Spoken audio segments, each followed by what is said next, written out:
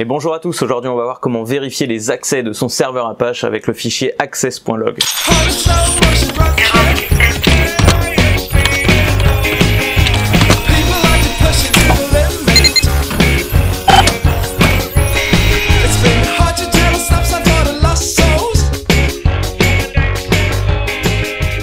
Donc aujourd'hui on se retrouve donc connecté en SSH sur le VPS sur lequel est hébergé mon blog, lestutos-de-processus.fr, le lien est en description de cette vidéo.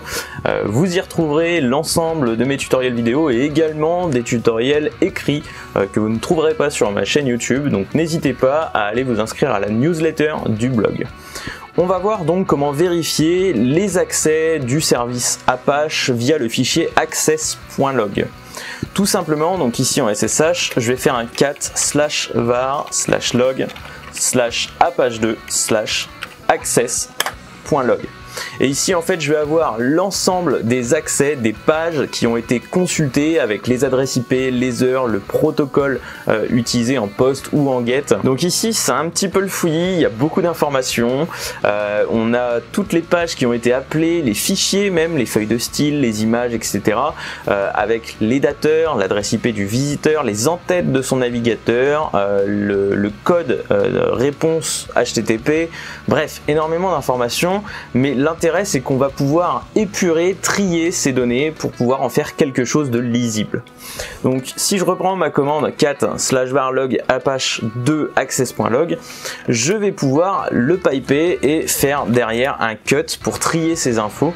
Donc ici je vais placer mon délimiteur en tant que espace, le caractère d'espacement, ce qui va en fait couper chaque chaîne à l'endroit où il y a un espace et me créer un tableau avec deux objets.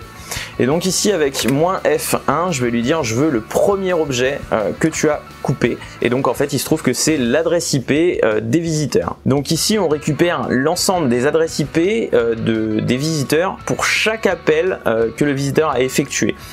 Donc ce qui peut être intéressant c'est de vérifier par exemple si l'un des visiteurs a essayé de nous attaquer, s'il a envoyé énormément de requêtes par exemple par rapport aux autres utilisateurs. Pour ça je vais utiliser la commande unique, donc uniq -c, donc pour compter le nombre de requêtes. Ici on voit par exemple que cette adresse nous a envoyé 54 requêtes, c'est pas énorme. Si on remonte, on va regarder si on a un peu plus de requêtes. Ici par exemple on en a 141. On va essayer de trouver une adresse IP où il y a beaucoup de requêtes. Donc ici le problème c'est que c'est pas du tout ordonné et donc par exemple si j'ai un utilisateur A qui a effectué 20 requêtes ce matin, un utilisateur B qui en a effectué 10 et de nouveau l'utilisateur A qui en a effectué 30, et bien en fait j'aurai 20 et 30, j'aurai pas 50 requêtes. Tout simplement parce que ici en fait les adresses IP ne sont pas triées et donc du coup mon count en fait se fait uniquement sur les paragraphes qui regroupent en fait la même adresse IP. Pour cela donc avant mon unique, je vais simplement faire un sort pour trier mon tableau. Et ici on voit que voilà, j'ai récupéré donc l'ensemble des requêtes pour chaque adresse IP. Par exemple celle-ci, elle a fait 151 requêtes. Je vais pouvoir copier donc cette adresse IP.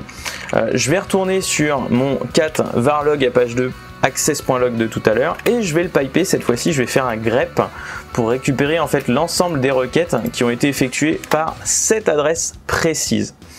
Donc ici par exemple on voit que c'est un Windows 10 qui travaille donc sur Mozilla Firefox, un PC en 64 bits a priori. A priori il n'a rien tenté de trop bizarre, on voit qu'il y a du Chrome, on voit qu'il y a du Firefox, mais dans les entêtes on voit pas de Nmap, on voit pas de Uniscan par exemple, donc c'est pas quelqu'un qui a cherché à scanner le blog, à essayer de tenter une attaque par exemple. Évidemment ces entêtes peuvent être modifiées, mais ici on voit que c'est des entêtes tout à fait classiques, donc pas besoin de se poser beaucoup plus de questions. À présent, je vais essayer de regarder si cet utilisateur a tenté de se connecter sur le panel admin du site. Donc, vu que c'est un site en WordPress, je vais faire un grep de wp-admin, donc c'est l'interface admin. Ici, on n'a aucune requête, donc a priori, il n'a pas du tout tenté de s'y connecter. Si par exemple, je fais Ici, je retire le grep sur l'adresse IP de mon visiteur et je laisse simplement un grep admin. Ici, j'ai l'ensemble des utilisateurs qui se sont connectés sur le panel admin. Je vais également faire un second grep avec 200.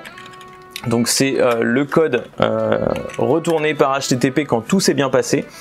Si par exemple l'accès était en forbidden, ce serait du 301, non connu, donc 404 not found.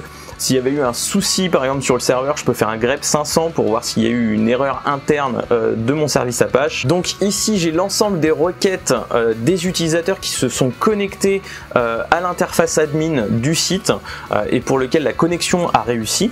Je vais pouvoir aller un peu plus loin en faisant donc un cut -d et le caractère d'espace -F1 pour récupérer du coup les adresses IP de ceux qui se sont connectés.